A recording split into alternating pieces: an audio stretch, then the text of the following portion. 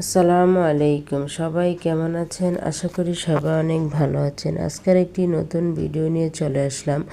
আজকের ভিডিওটি অন্যান্য ভিডিওর চেয়ে একদমই আলাদা। আপনারা কি জানতে চান টবে বা ছাদে কিভাবে সবজি চাষ করে প্রচুর পরিমাণে সবজি পাবেন, তাও আবার অল্প সময়ে? গরু এমন কয়েকটি দ্রবণ তৈরি করে দেখাবো, যেটি দিলে সবজি গাছে প্রচুর পরিমাণে সবজি পাওয়া যাবে, তাও আবার অল্প সময়ে। তাহলে পুরো ভিডিওটি দেখতে হবে, তাহলে জানতে পারবেন। এমন কয়েকটি ঘরোয়া দ্রবণ তৈরি করে দেখাবো, চলুন দেখে নিই। শুরুতেই নিয়ে নিতে হবে একটি পরিষ্কার পাত্র। আমি এখানে একটি পরিষ্কার মগ ব্যবহার করেছি। এর সাথে একটি চাকনি নিয়ে কিছু পরিমাণ চা পাতা ভেজানো পানি, এখানে 250 মিলি চা পাতা ভেজানো পানি আমি একটি চাকনি দিয়ে ছেঁকে নিয়েছি। আর বাদামের খোসা ভেজানো পানিও আগে ভিজিয়ে রেখেছিলাম 3 দিন আগে, এটিকেও ছেঁকে নিয়েছি। এই দুইটি উপাদান একসাথে ছেঁকে নেওয়া হয়ে গেলে এর সাথে কিছু পরিমাণ পানি দিয়ে দিতে হবে। 200 মিলি গ্লাসে 800 মিলি পানি দিয়েছি এই উপাদানটির জন্য। এটি কিছুক্ষণ উপাদানটিকে গুলিয়ে নিতে হবে। এটি গুলানো হয়ে গেলে গাছের গোড়ায় দিয়ে দিবেন।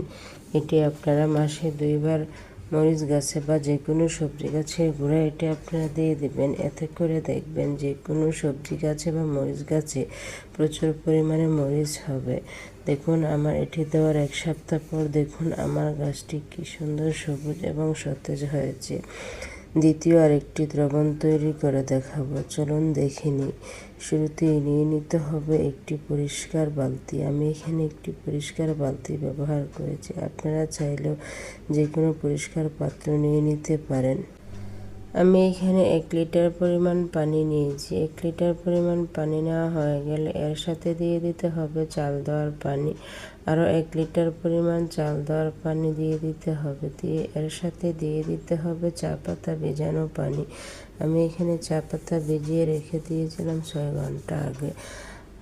1/2 লিটার পরিমাণ চা পাতা ভেজানো পানিও দিয়ে দিতে হবে। দিয়ে এর সাথে দিয়ে দিতে হবে 1 ফুটো পরিমাণ থ্রিওভিট। থ্রিওভিট হচ্ছে সালফারযুক্ত ছত্রাকনাশক। এটি দিলে যে কোনো গাছে ছত্রাকের উপদ্রব হয় না।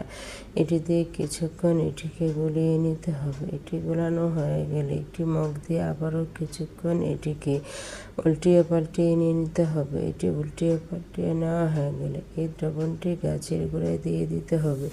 এটি আপনারা মাসে 1 বার গাছের গোড়ায় ব্যবহার করবেন। এতে করে দেখবেন যে কোনো সবজি গাছে বা ফুল গাছেও প্রচুর পরিমাণে ফুল ধরবে, বা সবজি গাছেও প্রচুর পরিমাণে সবজি হবে। আমি এখানে এই গাছটিতেও দিয়েছিলাম। দেখুন আমার গাছে কি সুন্দর সবুজ এবং সতেজ হয়েছে। আপনারাও দিয়ে দিবেন, এতে করে দেখবেন প্রচুর পরিমাণে ফলন হবে। ভিডিওটি যদি ভালো লেগে থাকে, এর থেকে কোনো উপকার পেলে প্লিজ আমার চ্যানেলটি সাবস্ক্রাইব করবেন। সবাই ভালো থাকবেন, সুস্থ থাকবেন। আসসালামু আলাইকুম।